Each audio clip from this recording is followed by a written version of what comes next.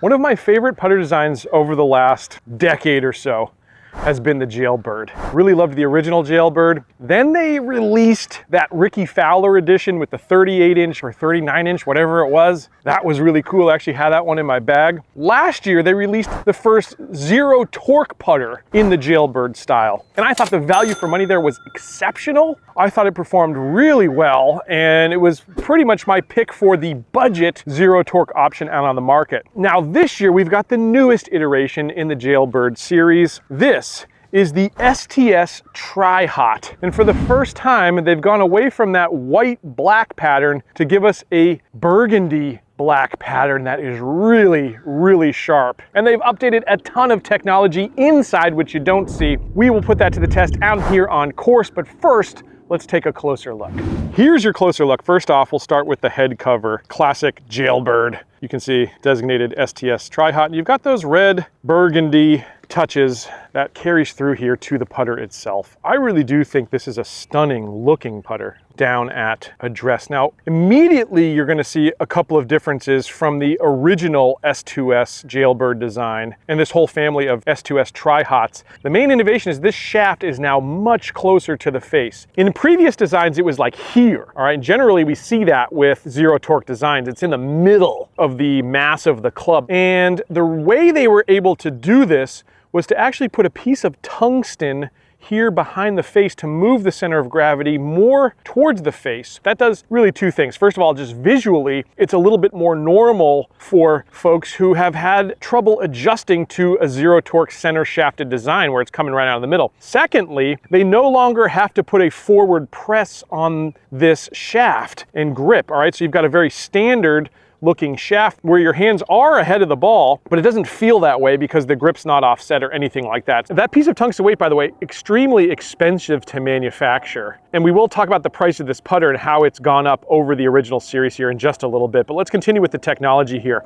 The next major piece of technology is this AI dual insert face design. When I first saw this, I actually thought this was a manufacturing defect. It looks like the paint's kind of spilled over, but what we're actually seeing here is two different materials for the face. You've got a softer part of the face where it's going to strike the ball, and you've got a more rigid part of the face here in the rear that is going to provide stability. All right, so makes for a very interesting look to it, but feel-wise, it should feel exceptional. Now the grooves themselves have a pretty interesting technology. They're calling it forward roll design. These are at 19 degrees. And here's a screenshot so you can have an idea, because you really can't see this on camera. But what that's going to allow for is that ball to really get rolling forward immediately. Many putts are missed because they skid off the face, and this technology is specifically made so that doesn't happen. We'll see here today with our slow-mo camera if that holds true, but they put a lot of work at Odyssey into these grooves. The rest of this putter, by the way, is aluminum here, so you got a lightweight material along with that heavier towards the face. Again, it allowed for that shaft to be much closer to the face, so that's going to make it look really nice to the eye. Again, if you didn't quite get along with the original STS, you might want to take a second look here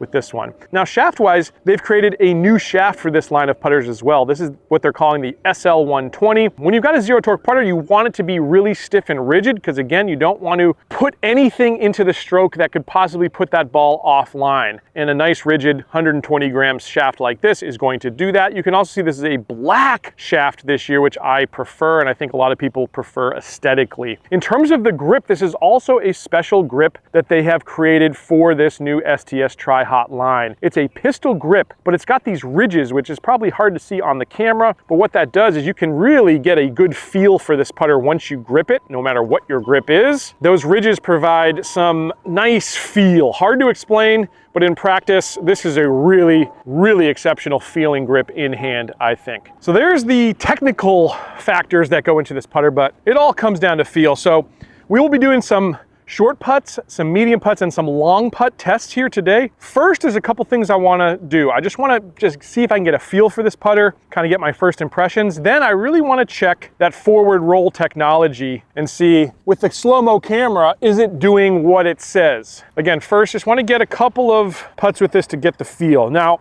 standing over it, I really love the look. Like I said, Jailbird has been a design that I personally prefer. You've also got a Rossi version and you've got a fang-tooth version of this putter that are available in this series, but I really prefer the Jailbird. It makes for a really nice alignment. I like their new crosshairs that they've added to this putter to, again, just visually make it really easy to key in on the target line. Let's take a putt and see how the feel of the face is. So, really soft, compressed feel off this putter. And this is one of those putters I'm gonna have to put a firmer stroke on in order to get the ball to the hole, but nice and soft for sure. That's consistent for you. I'm gonna take a couple more here. Now, one thing I do like about a putter that you've got to hit a little firmer is I feel like I can be a little bit more aggressive with it. It seems to be really consistent in terms of speed.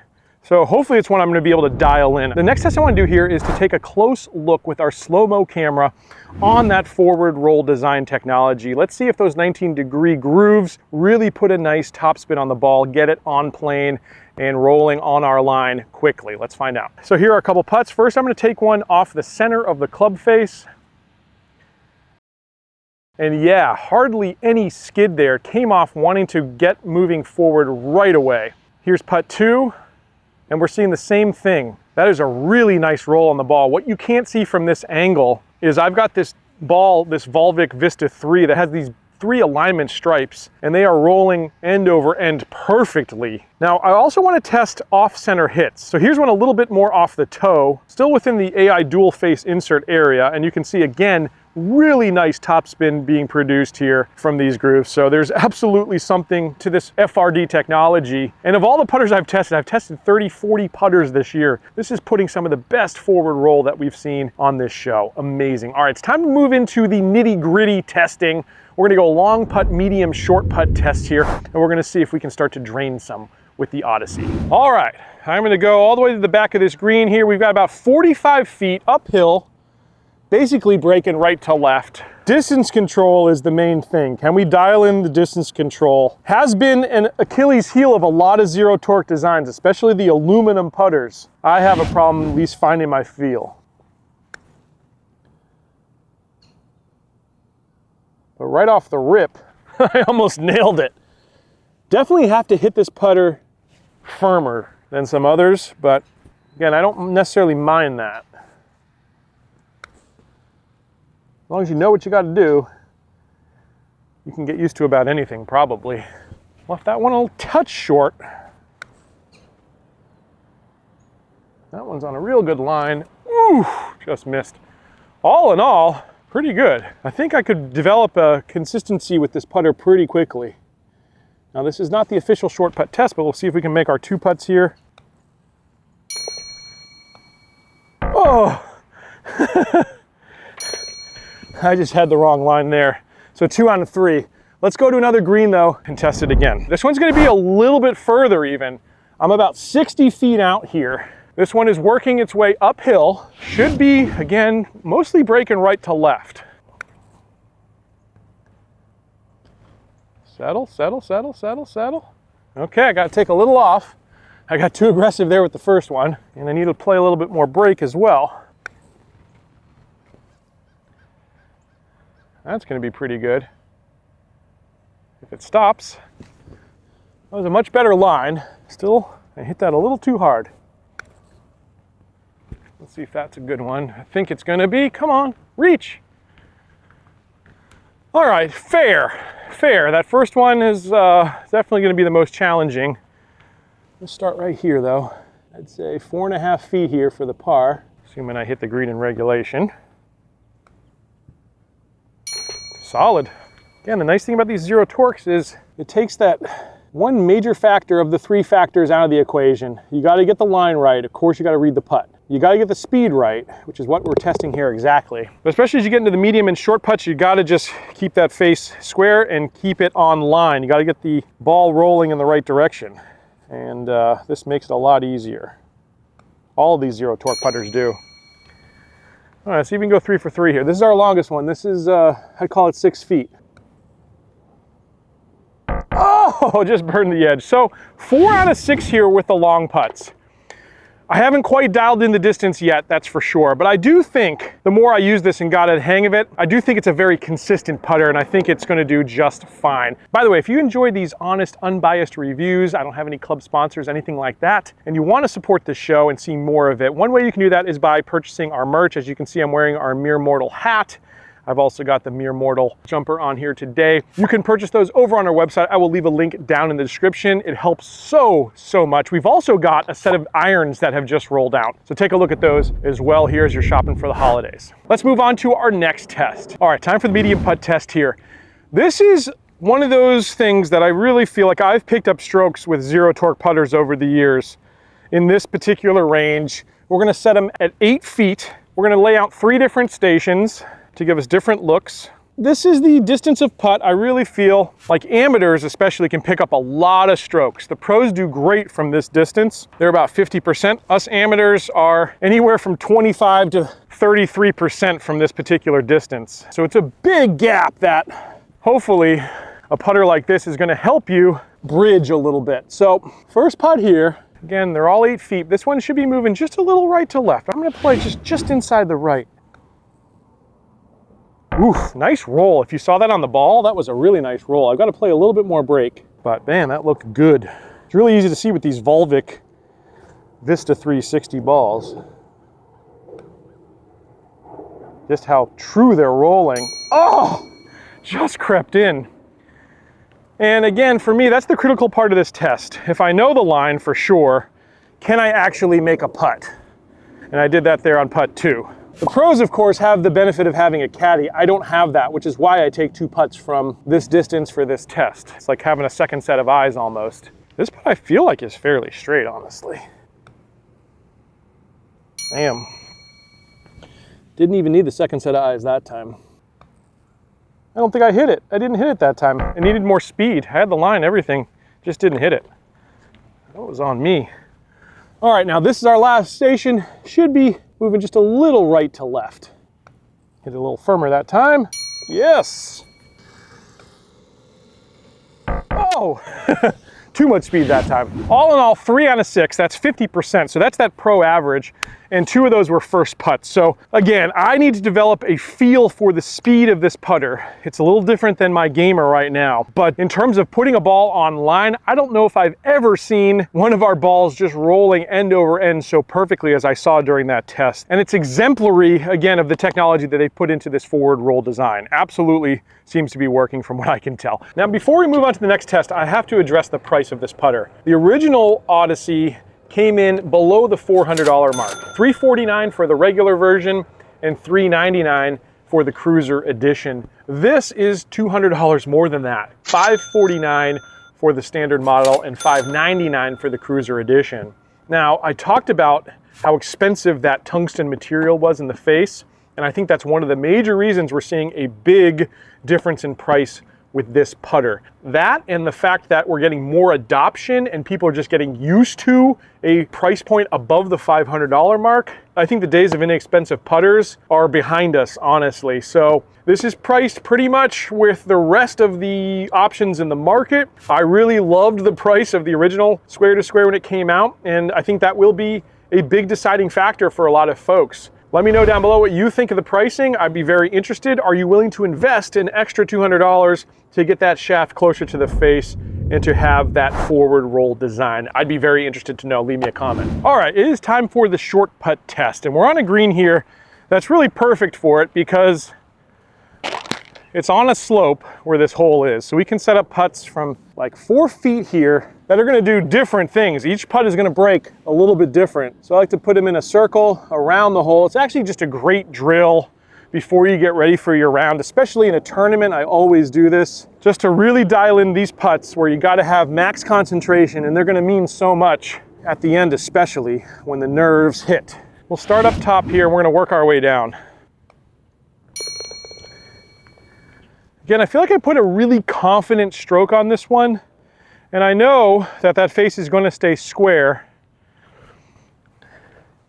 I think the slower putters sometimes actually work a little bit better with these short putts. Good start there. Now, I was Going downhill for these putts, here it starts to level off. This is a much straighter, basically flat putt here. And that's 3 for 3. Now we're kind of heading uphill a little bit.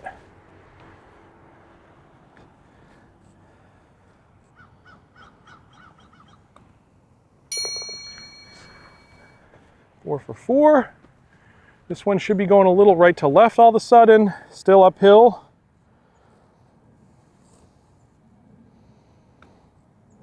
Whew.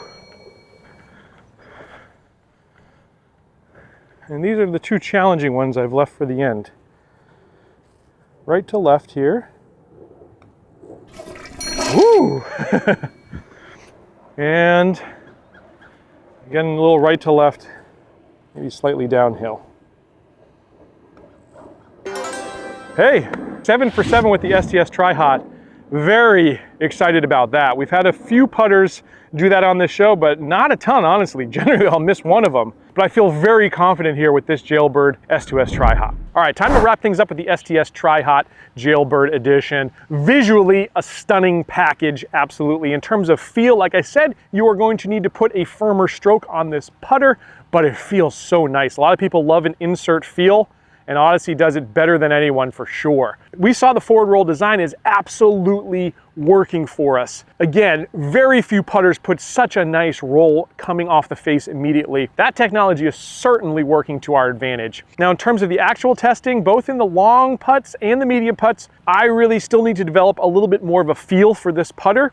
And again, with all zero torques, that can be an issue. Like I said though, if I put more time in with this one, I think it's going to be just fine in terms of distance control because it's very consistent, and having a consistent roll also leads to consistent distances. So I really think this is a good one. When it came to the medium putt specifically, again, 50% is always a great number, and I think you're going to hold more putts with this zero torque design than a traditional putter. And when it comes to the short putts, man, we blew it out of the water. 7 for 7 out of the gates. We've tested them all, and I think this is a serious contender for one of the best zero torque designs that I've tested here on this channel. I think the real major drawback of this one is going to be that price point, especially with the prior generation being $200 less at MSRP, and maybe it even goes on sale once this one comes out. We will see. But it could be worth it for a lot of folks, not only to have that shaft closer to the face, which is a big part of the equation of getting used to one of these zero torque designs, but also that forward roll design, which I do think is a game changer in terms of putter technology. And of course, not having to have a weird looking shaft grip setup. There's a lot to love about this one. I'd love to know what you think. Is it worth it? Hope you enjoyed this video. If you did, hit subscribe. And if you're continuing the zero torque journey,